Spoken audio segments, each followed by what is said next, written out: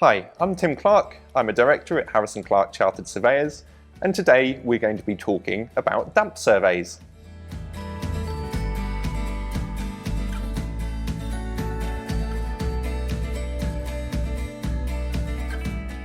A damp survey is the process of inspecting a building to assess the extent and causes of dampness and report findings to the client. This is often also known as a single defect inspection.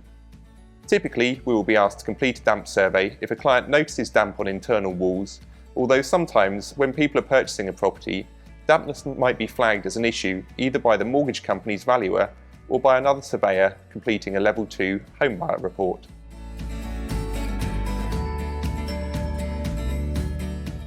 Most modern buildings are designed to provide a dry internal environment, and as such have been designed in a way that some building components, such as timber floors, need the internal environment to remain dry so that they do not rot, for example.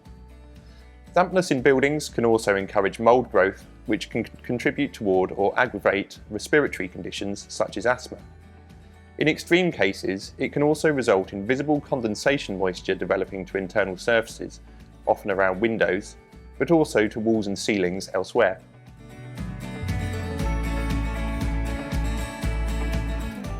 When we inspect for dampness, we first speak with the owner or occupier to ascertain what signs and symptoms that they have seen.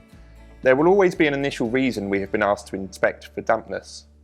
This briefing acts as a starting point for further investigation. Typically, we will use our moisture meter to detect signs of dampness. The moisture meters a professional surveyor uses will normally be much more sophisticated than one you can buy at a reasonable cost from a hardware store. Along with the surveyor's experience and intuition, this can help to create a picture of the true extent of the dampness. Often the extent of the dampness goes beyond that originally reported.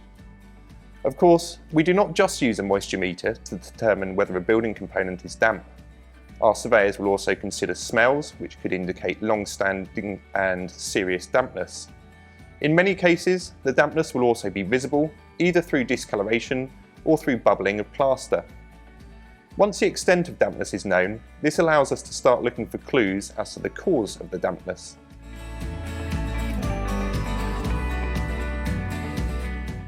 This is sometimes where things get a bit tricky. In some instances, dampness might be caused by a single issue, such as running overflow pipes, but there might be more than one contributing factor, so it's important that all possible causes are considered. When we see dampness in older, perhaps more run-down properties, there could be a raft of contributing factors such as leaking gutters, damaged render, inappropriately detailed render, failed damp-proof courses, clogged cavities or leaking pipes, etc. The building must be inspected intelligently, and as such the inspection will not just be limited to the area of dampness itself. The extent of the inspection will be dependent on the exact nature of the dampness and may differ, for example, if dampness has suddenly appeared. We tend to receive a lot of phone calls after storm events where people suddenly notice new areas of dampness. Very frequently in these instances, we find that the dampness could have been avoided by timely maintenance to the building's external envelope. For example, if mortar pointing is worn, this will allow the external brickwork to take in much more water than a properly maintained wall would. In this instance, we would recommend repointing. Often repointing alone is sufficient to address the dampness.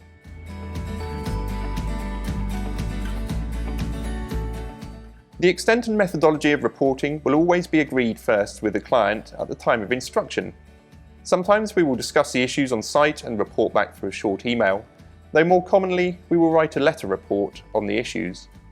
If required, we can also provide reliance on this report to a third party, such as a mortgage lender. If it makes sense to do so, we might suggest a phased approach to tackle the dampness, addressing first the most obvious causes and perhaps deferring more expensive work. A phased approach is only sometimes suitable, and this will depend on the client's exact requirements. For example, if dampness is being treated during a refurbishment, the developer might not want to wait several months for the brickwork to dry out before moving to the next phase of work.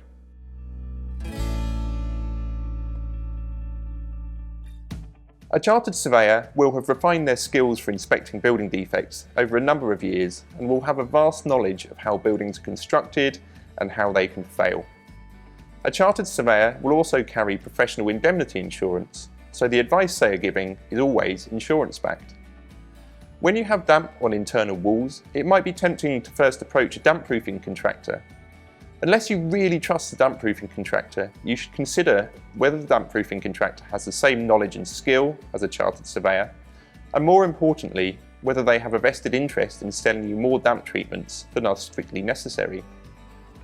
Sometimes we find that contractors can provide a solution which will treat the symptoms but not the cause of the damp, which can often be a far more expensive solution.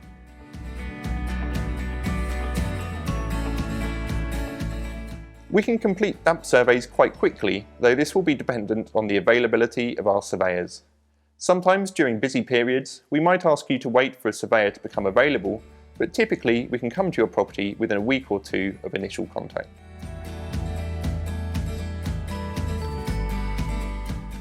If you have noticed damp in your own property and want a chartered surveyor to complete a damp survey, Harris & Clark's team of expert surveyors can be contacted on 023 81 55 0051.